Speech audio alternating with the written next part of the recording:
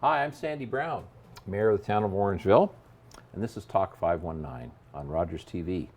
This is where we look at the issues facing residents of the town of Orangeville and Dufferin County. Today, we're going to look inside Townhall again and talk with our new clerk, Karen Landry. Welcome, Karen. Thank you for having me. Yeah. So, Karen, congratulations on your new position. You're replacing Susan Greatrix, who served the town as town clerk for a few years. As a new councillor, the clerk seems to be one of the people that council members interact more often than other staff members, because of you're sort of the keeper of the rules of engagement and in terms of how council operates and the correct procedures that we use in the council chamber. So looking forward to continuing working with the town clerk and working with you in your new position. And I know all the councillors are very happy that you've taken this position. And again, welcome. So can you maybe go over the responsibilities of a town clerk? I know this is not for me, but for the residents who are probably wondering what a town clerk does. So can you just give a general overview? General overview, yeah. Oh, sure, I can. So the town clerk primarily is responsible for providing council and committee services. So dealing with your meeting procedures, dealing with both preparing council's agendas, their minutes, and then following up on the results of council decisions. And making sure that the respective departments are made aware of those decisions to implement the policies that council pass. We also look after records management, which also encompasses freedom of information requests and the protection of privacy. So records management, you're looking at corporate-wide, so you're looking at permanent records such that council deals with, from minutes to bylaws, your policies, and keeping track of those respective policies, as you mentioned earlier, with respect to the rules and making sure that everyone is aware of what those rules are. It also includes, of course, running the municipal election every 4 years now. Right. So that's a big part of the job as well. Sure. And also at the town of Orangeville, the responsibilities include both licensing, so you're looking at your vital statistics when you're dealing with marriage licensing, for example, your business licensing, and your lottery licensing. And under the clerk's department at the town of Orangeville, there's also the component of bylaw enforcement, so looking at the enforcement of the various regulatory bylaws that the town does have. Right. And reviewing bylaws from time to time and updating them, which I'm not sure what the count is, the number of bylaws that the town have passed, since its inception, but there are always bylaws that need looking at. And we talked in the last show about asset management, but really there's probably some bylaw management that needs to be implemented as well. Yes, so that's an excellent point. I think there used to be, in the Municipal Act, it used to require that your regulatory bylaws, that certain bylaws would have to be reviewed on a 5-year period, what they would call as a sunset clause. That was removed from the legislation. However, it is good practice for a municipality to look at their bylaws, at least on a set period schedule, because things change, times change, and it's a good practice to to develop a work plan that would look at your regulatory bylaws on a routine basis to ensure that you are addressing the needs of the community at that given point in time. Yeah, and we don't live in a bubble. We live in a province and in a country where it's a dynamic happening, and so things that happen outside our municipality sometimes need to be, brought inside of our bylaws as well. Yes, and I think another point is just the fact that there are many more requirements that a municipality must meet now when you're looking at policy setting. So there are the different policies now that a municipality has to put in place that are just new this coming year, as you're aware, with the Code of Conduct development, staff and council relations policies. So there are several policies and bylaws that we need to update and review on a periodic basis. One of the bylaws that is going to be scrutinized and was recently is the sign bylaw, for instance. Oh, yes. the election Okay. sign bylaw in particular. So I think most people, and even though I was in the middle of that, would agree that the officials that were running, or the candidates that were running, I should say, overdid signage in the town. Okay. And so what I think we're going to look at is some of the ways that other municipalities have capped the number of election signs Okay. that Yes. can be put in town, and because it did get out of control. It Okay. certainly did. So certainly that's something that's on the priority list. I think we'll be looking at that certainly before the next municipal election. There's even some talk, here we have another federal election coming up, and Yes. there are municipal bylaws that we can put in place to even control the Yes. signage Yep. for that. But the other part of the sign bylaw is in my, and I had 30-year career in the sign business, so I dealt with a lot of sign Okay. bylaws all over North America. But in my mind, sometimes less is more with signage, and we need to look at our downtown core and the type of sign, and the texture of the sign, and how it fits with heritage buildings and what have you. So I think as we go forward, I hope that council can work with you and your staff to kind of modify what we have in order to make the town nicer Yes. and more aesthetic. And that's what I hope we're going to Yeah. accomplish. You want to develop what your community standard is in that regard, right? I think so. I think we are, it fits into what are we as a town, particularly our historic downtown core. We want to try and think of ourselves in the same paragraph as Niagara on the Lake, or Elora, or Fergus, or Stratford. Some of these day trip destinations, Right. we want to make sure that it's an attractive place for visitors to come on a day trip from Toronto. So it's all part of, it's interesting. The sign bylaw really is part of tourism. It's part of And the economic identity. development and the identity Yeah. of the town. So Yeah. looking forward to working on that in the next little while. So I'm just reading some notes here. So when you came from Puslinch Township, which is, for those who don't know, is sort of down near Cambridge, right? That's right, just south of Guelph, north of Cambridge. Exactly. And I know, I think I'd mentioned to you in a previous meeting that I met with the new mayor of Puslinch, and we were talking about Nestle and the water facility they have, where they draw water Yes. from the aquifer, and and that's in Aberfoyle, I believe. Yes, it is. Right? Yes. So, yeah. So it's interesting how each municipality has its own different challenges, I guess. When you were there, how did the town council think about water taking in general?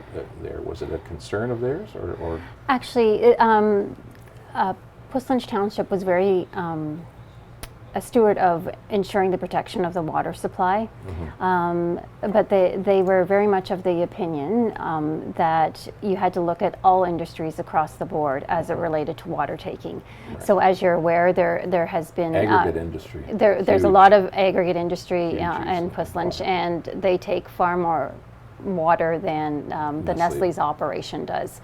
Yeah. So they very much did take an overall view of the water taking process, and they actually had a groundwater monitoring program in Puslinch itself. Right. Great.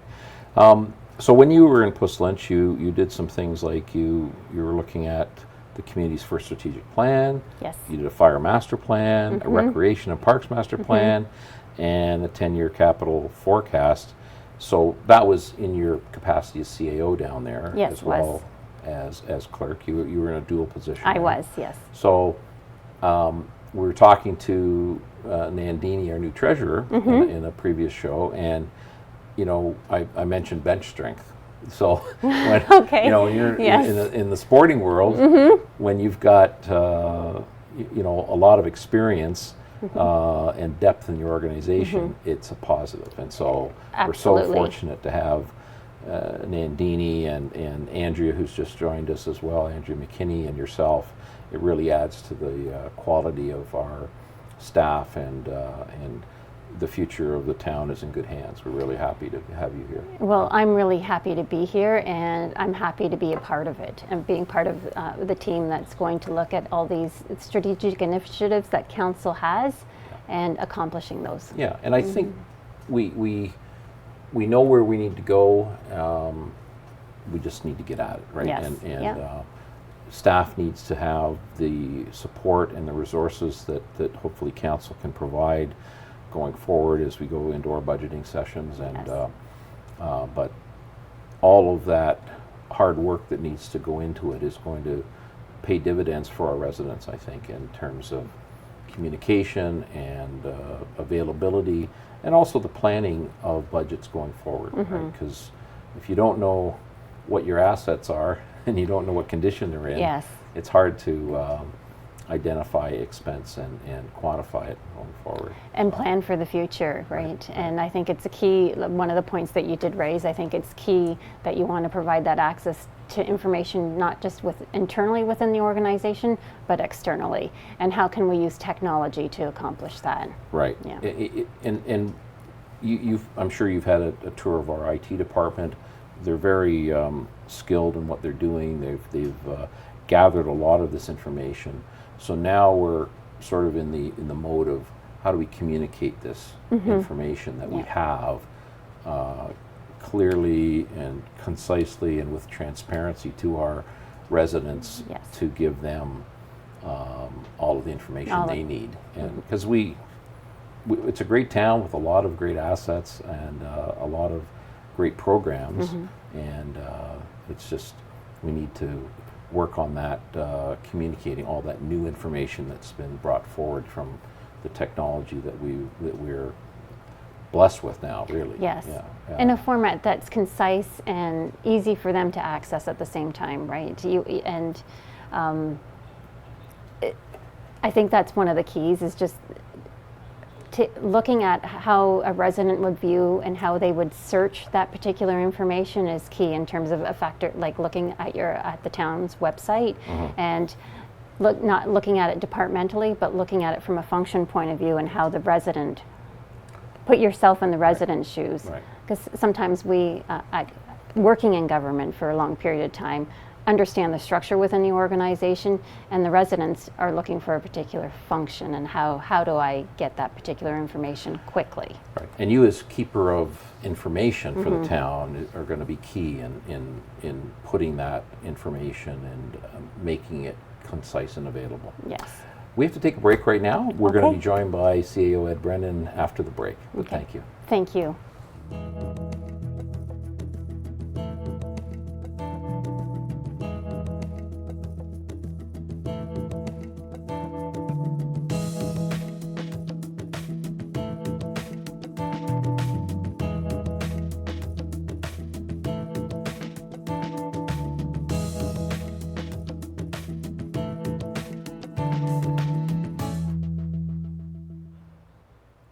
Hi, we're back. This is Talk 519 on Rogers TV, and today we're joined by Town Clerk Karen Landry, and coming out of our break, we're joining us as Chief Administrative Officer Ed Brennan. Ed, welcome. Thank you very much. So right out of the gate here, Ed, I just wanted to talk about turnover, municipal employee turnover, and we've had some recently. And I think the whole town's got to thank you and those who are involved in human resources here in the town and the search, because we've got 3 new top-level employees to add to your management team in Andrea McKinney and Nandini Syed and Karen Landry. So, and I mentioned it both to Nandini and to Karen. In the sporting world, we talk about bench strength. And you've added some great bench strength here, haven't you? We certainly have, and I am very thankful to the 3 ladies, wonderful ladies and professionals, that they selected the town of Orangeville to come and make it their place of employment. They have certainly increased our bench strength, and we're ready for the playoffs. Yeah. Yeah. Well, we just had some great success with our Raptors, but hopefully the town, and well, I know it's not hopeful. For certain, we're going to be tackling the challenges that the town is facing in the coming months and years, and we've got a really strong team of management professionals to guide the town, and hopefully with the support of town council in what we need to accomplish to get to the upper echelons of municipal governance, and just to provide our residents with the top level of communication and assets and programming that they want. Mm-hmm. I truly agree with you. Couldn't agree more.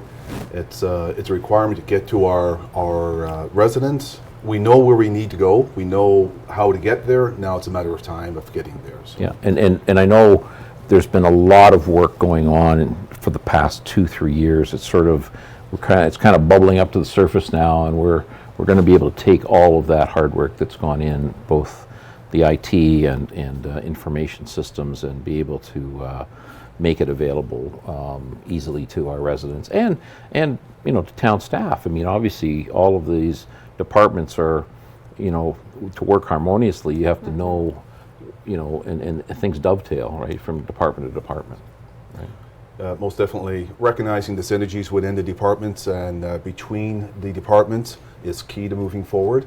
Support of council and recognizing where we have to go and what we need to get there is of the utmost importance. And my view is that working together as a team, respecting each other's role that we have to fulfill, we will get there. Yeah. And, yeah.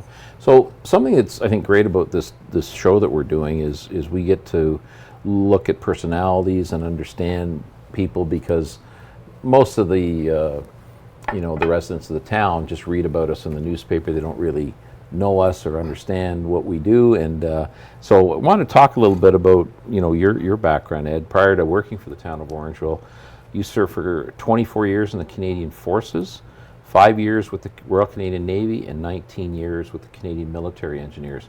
Can you tell us about your experience in the Canadian Forces and how it's helping you as the leader of our municipal staff here? Well, I will try. It seems a lifetime ago, to be honest. I've been retired now just over 10 years from the military. I was very honored to serve our country and serve in uniform. It was a great pleasure. It was a pride, and I truly enjoyed my 24 plus years of service. And it was quite an extent of experiences from my early days in the Navy as marine engineering and sailing around to different ports in the world, parts of Europe, Norway, the United States, the Bermudas as a young man leaving, or young lad leaving Newfoundland and seeing those parts of the world. Exciting. Quite exciting, and quite a eye-opener, to be quite honest, because I feel that travel and seeing parts of the world is a great form of education, and seeing parts of the world, and it makes us realize how lucky we really are here in Canada, right, and to appreciate it. So it's a lot of experience from my days in the Navy, from a marine engineering technician, working your way up in the ranks, and then I got into the Air Force and specialized in water, fuels, and environment, up into construction engineering, superintendent, and I retired as a chief warrant officer, and many different roles. Lived in many different cities and transfers throughout Canada, from Nova Scotia, a couple tours to Ottawa, New Brunswick, Trenton, Ontario, Toronto, Ontario, Chilliwack, BC, Edmonton, done 6 months in Alert, a NATO trip, and then finished off my last year and a half in North Bay before I joined the town back in 2008. Right. So with all those experiences, and you have to look at a lot of our bases around Canada and the world, they're like small towns, small municipalities.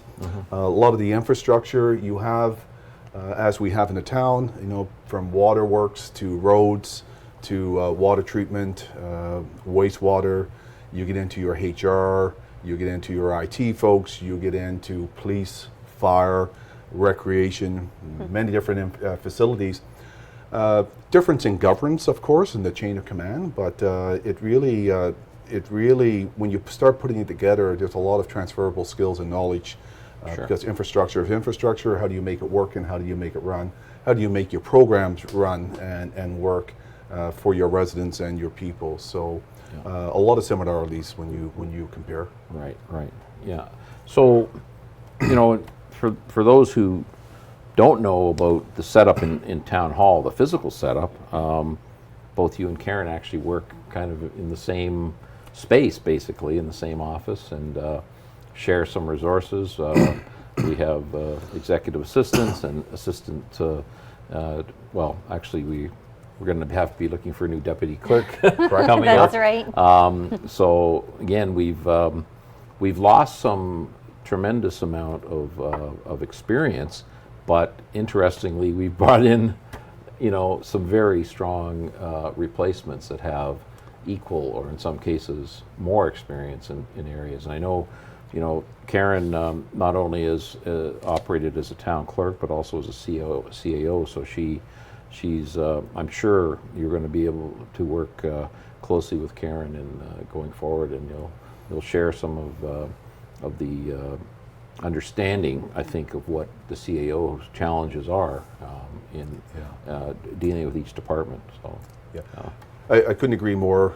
We are losing a wealth of knowledge and some very dedicated members of our team, and they will be missed.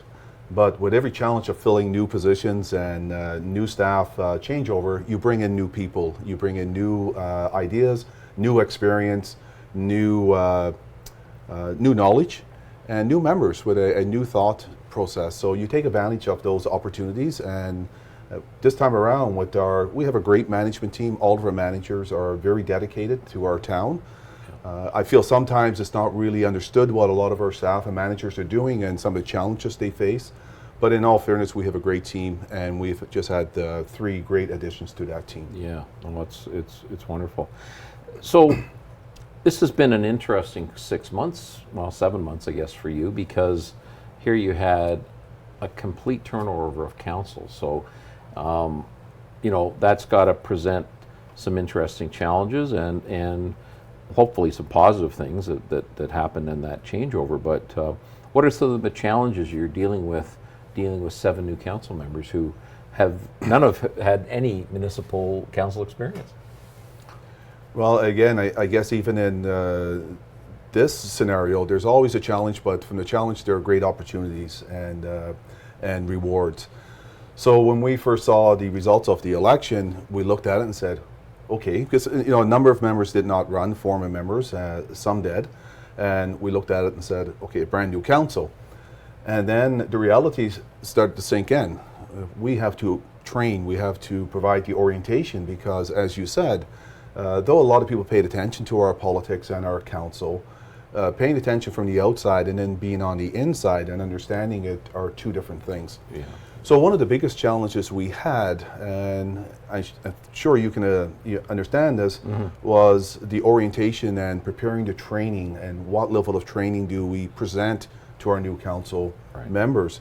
So I think we had probably around 30 hours of orientation, so a lot of time out of your schedules as well, and members of council.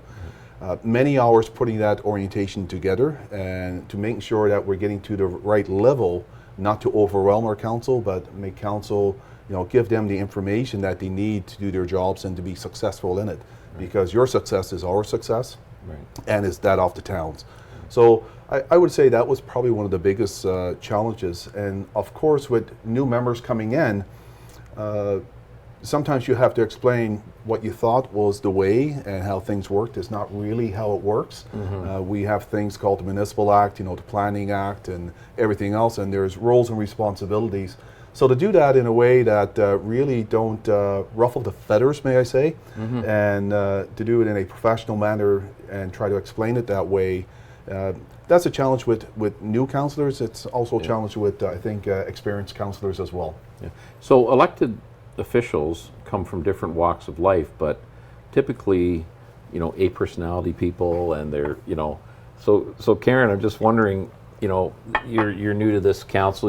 We're getting to, we will continue to understand and learn about about you, and you'll learn about us. But in your previous experience, did you have any interesting interactions with council members who thought that the rules outside of government were different and that they could somehow manipulate things? I mean, did you experience those type of? Well, actually, I've had the privilege of working with many councils over my career, and really it's about open communication with the members of council, listening to what their needs are, and seeing how we can work together to accomplish those needs. So I've been really fortunate, and I can see that I'm going to be just as fortunate in Orangeville to work with this new council. I think sometimes it's just having an understanding of what the needs are and how we can meet those needs of what council wishes to accomplish during their term. And well, we do have some priorities. I know that each council member is going to be putting those forward as we go through our upcoming council meetings. But I do want to thank you and Ed for joining me today. One thing that we do want to do is to thank our previous town clerk, Susan Greatrix, who is retired in the last few days. Susan served the town. She also was a municipal employee in City of Waterloo for many years, and we wish her well in her retirement and having fun with her grandchildren going forward. So thank you, Susan. Absolutely. And thank you very much for joining us.